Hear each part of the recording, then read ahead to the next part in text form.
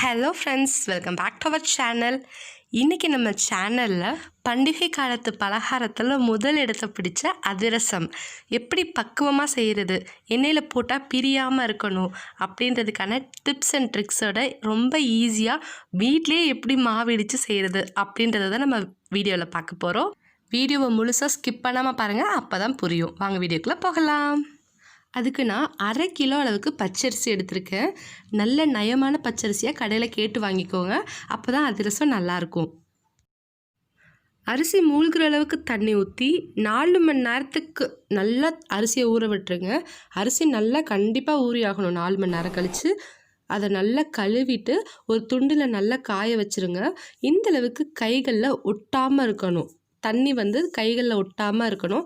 அந்தளவுக்கு நல்லா அரிசி காஞ்சிருந்தால் மட்டும்தான் நம்ம பொடியாக்கணும். பாருங்கள், அரிசி ஒட்டவே இல்லை கைகளில்.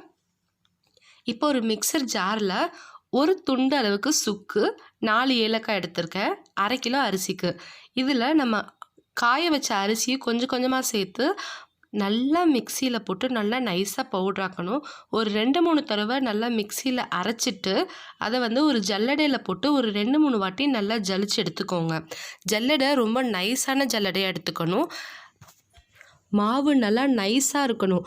மாவு கொஞ்சம் திரியாக இருந்தால் கூட நமக்கு அதிரசம் பிரிஞ்சு வந்துடும் எண்ணெயில் போடும்போது. அதனால ரொம்ப ரொம்ப நைஸாக இருக்கணும் மாவு.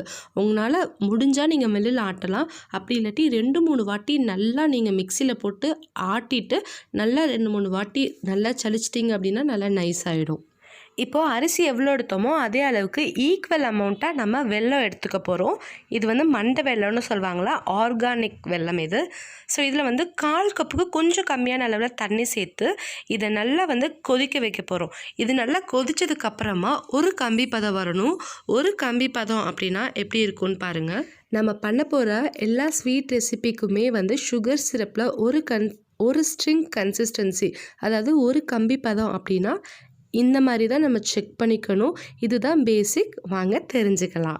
கொஞ்சமாக கரண்டியில் வெல்லம் எடுத்துகிட்டு ஒரு பாத்திரத்தில் தண்ணி விட்டு இந்த மாதிரி ஒவ்வொரு ட்ராப் விட்டுக்கோங்க.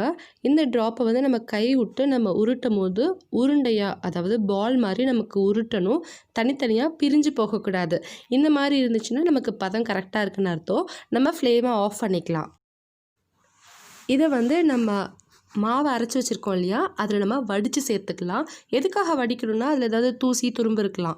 பியூராக இருந்தாலுமே ஏதாவது தூசி துரும்பு இருக்கலாம். அதனால் வடித்து சேர்த்துக்கலாம்.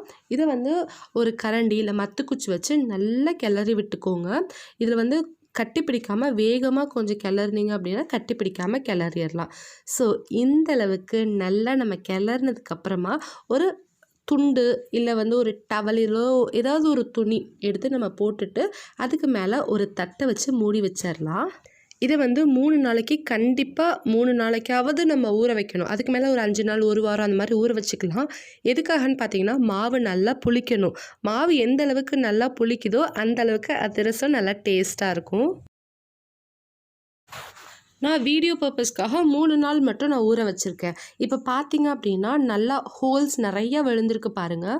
எந்த அளவுக்கு நல்லா சூப்பராக புளிச்சிருக்கு அப்படின்னு நல்லா ஏரியாக இருக்குது. இது கை தொட்டிங்கனாலே உங்களுக்கு தெரியும், கையில் ஒட்டாமல் இந்த மாதிரி வரணும். இந்த மாதிரி வந்ததுக்கப்புறமா கைகளால் நல்லா அதை ஒரு வாட்டி நல்லா பிசைஞ்சுக்கணும். இப்போ எப்படி நம்ம மைதா மாவெல்லாம் 2-3 வாட்டி நம்ம பிசைவோம், அது மாதிரி நல்லா கைகளால் அழுத்தி நல்லா பிசைஞ்சுக்கோங்க. கொஞ்சம் ஹார்டாக தான் இருக்கும். ஒருவேளை இந்த கன்சிஸ்டன்சி உங்களுக்கு பத்தலை, எண்ணெயில் போட்டால் இதுக்கும் மேலே உங்களுக்கு பிரியுது அப்படின்னு நினச்சிங்கன்னா இது கூட கொஞ்சமாக மைதா மாவு இல்லை அரிசி மாவு அந்த மாதிரி நீங்கள் சேர்த்துக்கலாம். ரொம்ப இல்லை, கொஞ்சமாக. மாவு நல்லா ஹார்டாக தான் இருக்கணும். ஸோ இப்போ கையில் கொஞ்சமாக ஆயில் அப்ளை பண்ணிவிட்டு நம்மளோட மாவு எடுத்து லைட்டாக கைகளால் தட்டி விட்டுக்கோங்க. இந்த மாதிரி தட்டினதுக்கப்புறமா ஓரங்களில் கொஞ்சம் லைட்டாக அட்ஜஸ்ட்மெண்ட் பண்ணி விட்டுருங்க. ஸோ இந்தளவுக்கு நல்லா சூப்பராக தட்டியிருக்கணும். அதிரசத்தோட ஸ்பெஷலே நடுவில் இருக்கக்கூடிய அந்த ஹோல் தானே. ஸோ மறக்காமல் அந்த ஓட்டையை போட்டுருங்க. போட்டதுக்கப்புறமா ஆயிலில் நம்ம போட்டு பொரிச்சு எடுத்துடலாம். ஆயிலில் போட்ட உடனே நமக்கு வந்து இந்த மாதிரி பபிள்ஸ் வரணும். அந்த அளவுக்கு ஹீட்டாக இருக்கணும். பார்த்து வச்சுக்கோங்க, ஸ்லோ ஃப்ளேமில் இருக்கக்கூடாது. ஸோ இந்த அளவுக்கு நல்லா போட்டு 2 பக்கமும் நல்லா கோல்டன் ப்ரௌனாக வர அளவுக்கு நல்லா இந்த மாதிரி பொரிச்சு எடுத்துட்டு நம்ம சர்வ் பண்ணிடலாம். பாருங்கள், பேக்கிங் சோடாவே யூஸ் பண்ணலை. கண்டிப்பாக பேக்கிங் சோடா நம்ம யூஸ் பண்ணவே கூடாது. யூஸ் பண்ணாமலே எவ்வளோ சூப்பராக நல்லா புசு புசுன்னு சூப்பராக நம்மளோட அதிரசம் வந்திருக்கு பாருங்கள். ஸோ ஏற்கனவே நான் அதிரசம் ரெசிபி போட்டிருக்கேன். அதில் வந்து எண்ணெயெல்லாம் நல்லா வடிச்சுட்டு எடுக்கிற மாதிரி. ஸோ நீங்கள் அப்படியும் எடுக்கலாம், இல்லை நம்ம வடிக்காமல் இந்த மாதிரியே எடுத்து வச்சுக்கலாம். ஒரு டிஷ்யூ பேப்பர் நீங்கள் போட்டு வச்சிட்டிங்க அப்படின்னா கண்டிப்பாக வந்து எண்ணெய் எல்லாமே அப்சர்வ் ஆகிடும்.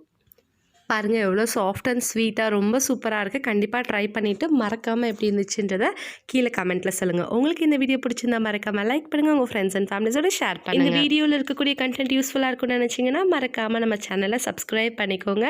ஏன்னா இந்த வாரம் ஃபுல்லாக நமக்கு ஸ்வீட்ஸ் வாரம், தீபாவளி ஸ்வீட்ஸ் டெய்லி அப்லோட் பண்ணிகிட்ருக்கேன். So keep on smiling. Thank you very much for watching this video. Bye.